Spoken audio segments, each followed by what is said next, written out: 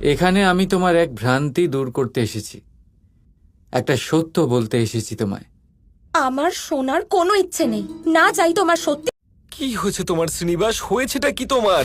প্রথমে রাজকুমারী পদ্মাবতীকে বিবাহ করে তুমি তোমার প্রেমের আহুতি দিয়ে দিলে, আর তারপর তুমি নিজেরই ভালোবাসা নিজের এই সংসারে কোনো বস্তু হোক বা ব্যক্তি হোক, তার একার গুরুত্ব কিন্তু খুব বেশি নয়। এই লিঙ্গর স্বরূপ আজ থেকে গোপেশ্বর মহাদেব নামে পূজিত হবে। আর এই গোপেশ্বর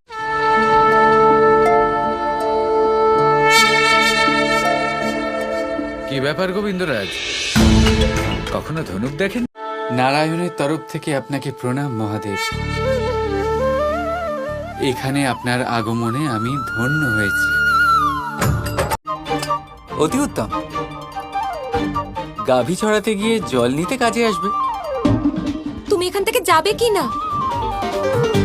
রাধা রাধা রাধা রাধা রাধা রাধা।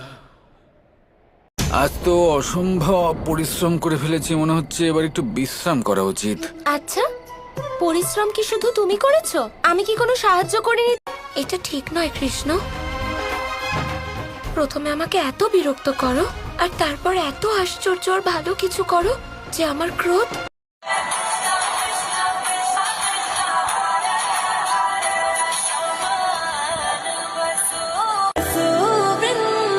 আমাদের পুরুষদের জন্য সবকিছু কত সহজ হয়, তাই না?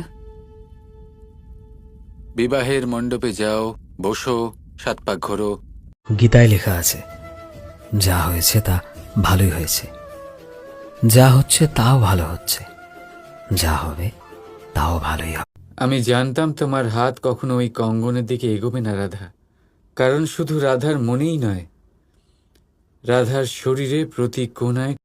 প্রজাপতি দেখেছেন কি সুন্দর হয়, তাই না? এই প্রজাপতি, ওদের দিকে তাকালে নিজের অজান্তেই নিজের মুখে হাসি ফুটে ওঠে। আমাদের জীবনে অনেক ধরনের ব্যক্তি এসে থাকেন। কেউ কেউ আমাদের সাথে থেকে যান, কেউ আমাদের থেকে দূরে চলে যান।